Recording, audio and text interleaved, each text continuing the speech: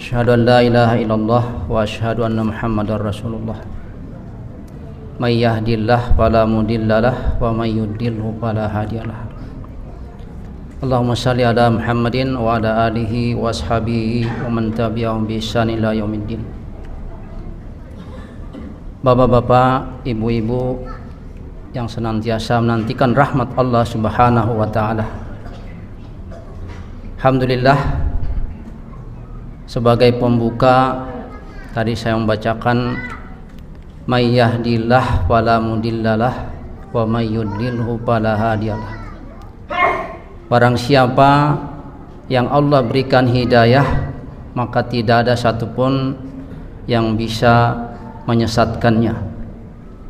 Sebaliknya, kalau Allah Subhanahu wa taala menyesatkan seorang hamba, maka tidak satupun manusia di muka bumi ini yang mampu untuk memberikan hidayah.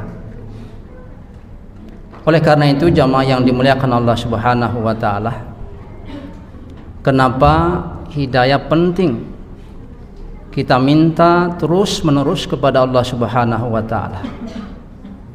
Bahkan para nabi, para rasul, para orang-orang yang saleh terdahulu, para sahabat, para tabi'in dan tabi'in, dan kita insyaallah yang berusaha mengikuti mereka selalu meminta hidayah. Pertanyaannya, kenapa kita selalu meminta hidayah kepada Allah Subhanahu wa taala? Karena belum tentu ilmu yang kita dapatkan ini itu akan mengantarkan kita nanti di penghujung hayat kita sebagai husnul khatimah. Itu tidak ada yang menjamin, tidak ada garansi. Bukankah di dalam sejarah-sejarah membuktikan ada sekelompok orang yang hidup pada masanya bertabur dengan keimanan di awal kehidupan mereka, tapi pada akhirnya mereka mati dalam keadaan murtad, waliyadzubillah. Kita sebutkan Bal'am bin Baurah. Bal'am bin Baurah ini adalah salah satu yang hidup pada zaman Nabi Musa alaihi salam. Kita kenal beliau ini kalau berdoa itu pasti diijabah oleh Allah Subhanahu wa taala. Bahkan di saat-saat yang sulit, di saat-saat yang genting, kalau Bal'am bin Baurah berdoa pasti diijabah oleh Allah Subhanahu wa taala. Sampai Malik bin Dinar mengatakan kana mujibu da'wa inda syadai.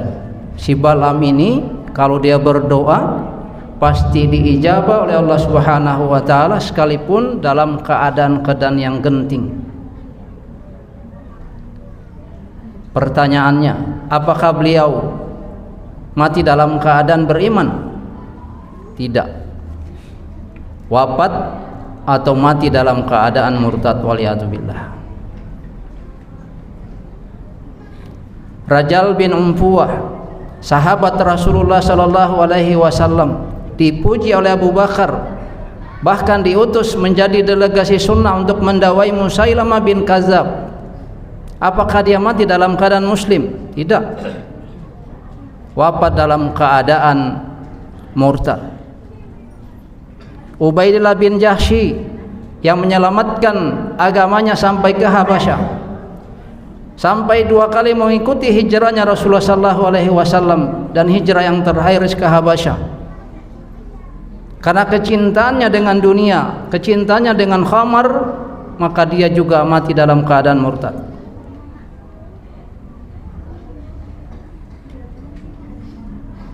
Seorang muazin yang diceritakan oleh Imam Al-Qurtubi mati dalam keadaan murtad.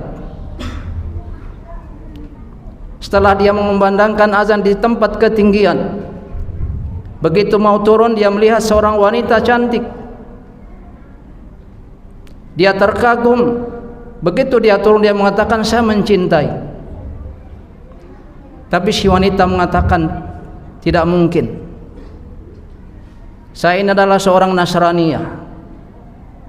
Si muazin tadi mengatakan, bagaimana caranya supaya saya diterima? Si wanita mengatakan, kamu harus pindah ke Nasrani.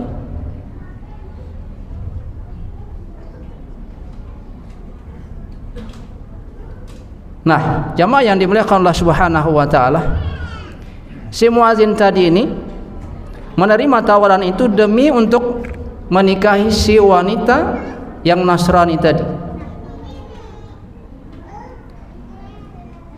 Pada hari pertama, begitu dia mencampuri istrinya, belum sempat mencampurinya, begitu jalan meniti jalan, si muazin tadi jatuh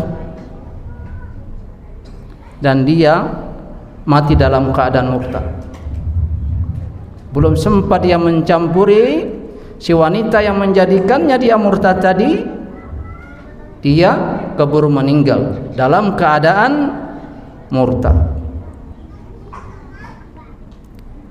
Nah, ini yang kita khawatirkan jamaah yang dimuliakan Allah Subhanahu wa taala. Jangan sampai kita sampai detik ini merasa aman dengan amalan-amalan atau ibadah-ibadah yang kita lakukan selama ini. Jangan merasa aman. Tidak ada jaminannya kita nanti di akhir kehidupan atau diwafatkan oleh Allah Subhanahu wa taala dalam keadaan husnul khatimah, dalam keadaan beriman. Tidak ada jaminan.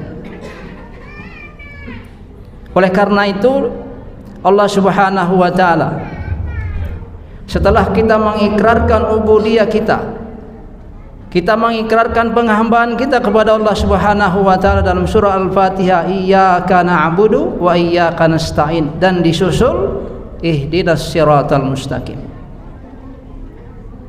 Kita ucapkan hidayah ini, meminta petunjuk ini minimal 17 kali sehari semalam. Itu minimal. Makanya Rasulullah sallallahu alaihi wasallam dalam salah satu hadisnya, nanti ada suatu atau di antara kalian, inna ahadakum la ya'malu bi amali ahlil jannah hatta yakuna bainahu wa bainaha illa dhira' wa yasbiqu alaihi alkitab fa ya'malu bi amali ahlin nar hatta yadkhuluha. Kata Rasulullah, nanti ada seseorang di antara kalian yang melakukan amalan penduduk ahli surga sampai di antara dia dan surga ini tinggal sejengkal. Tapi catatan takdir mendahului yang dia lakukan sebelum akhir kehidupannya, dia melakukan amalan penduduk ahli neraka sampai dia dimasukkan dalam neraka. Sebaliknya, wa inna ahadakum la ya'malu bi ahmali ahli nar hatta yakuna bainahu wa bainaha illa dhira'un wa yasbiqu alaihi alkitab hatta yadkhuluha. Nanti ada di antara kalian yang melakukan amalan-amalan penduduk ahli neraka sehingga di antara dia dan neraka ini tinggal sejengkal, tapi catatan takdir mendahuluinya dan dia melakukan amalan-amalan penduduk ahli surga sampai dia dimasukkan ke dalam surga. Ushairin bin Abdul Ashhal yang dikatakan oleh Rasulullah sallallahu alaihi wasallam sahabat yang masuk dalam kategori penduduk surga, tapi keningnya ini belum satu pun bersujud di bumi Allah Subhanahu wa taala. Belum pernah salat. Kenapa? Karena dia mengikrarkan syahadat ketika kaum muslimin bersiap-siap untuk melakukan perangan di perang Uhud, terjadi pada waktu pagi. Berarti Islamnya belum sempat 24 jam. Ketika dia mengikrarkan syahadat, dia mengatakan salat. Para sahabat mengatakan tidak, belum waktunya. Terus apa yang saya lakukan? Para sahabat mengatakan, ayo kita bersama-sama berjuang bersama Rasulullah sallallahu alaihi wasallam. Tapi Allah mentakdirkan dia syahid di medan perang itu dan mati dalam keadaan husnul khatimah, syahid. Sampai Abu Hurairah mengatakan, inilah Usairin bin Abdul Ashhal yang ditakdirkan masuk surga tapi tidak pernah sekalipun bersujud di bumi Allah. Di keningnya ini belum pernah menyentuh sajadah.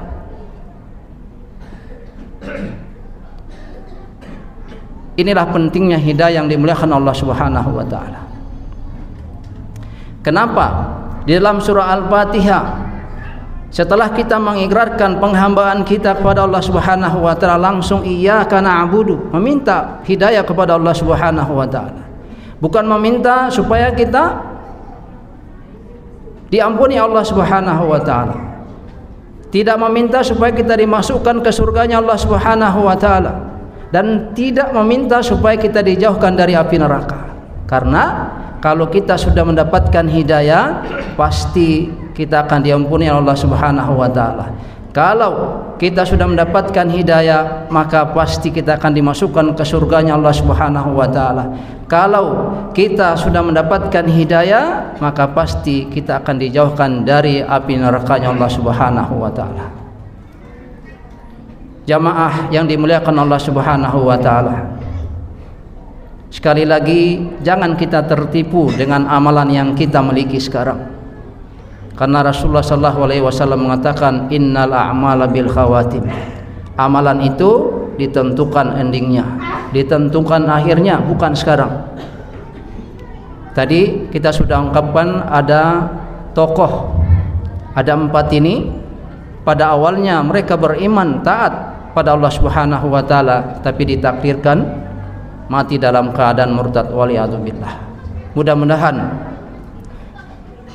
apa yang saya sampaikan ini menjadi ibrah bagi kita, menjadi pelajaran bagi kita, supaya kita jangan lengah, jangan santai. Selalu kita berusaha berdoa kepada Allah Subhanahu wa taala, selalu meminta petunjuk kepada Allah Subhanahu wa taala agar selalu diberikan petunjuk, diberikan hidayah, agar selalu istiqamah menjalankan perintahnya dan menjauhi segala larangannya. Hadanallahu wa iyyakum ajmain. Assalamualaikum warahmatullahi wabarakatuh.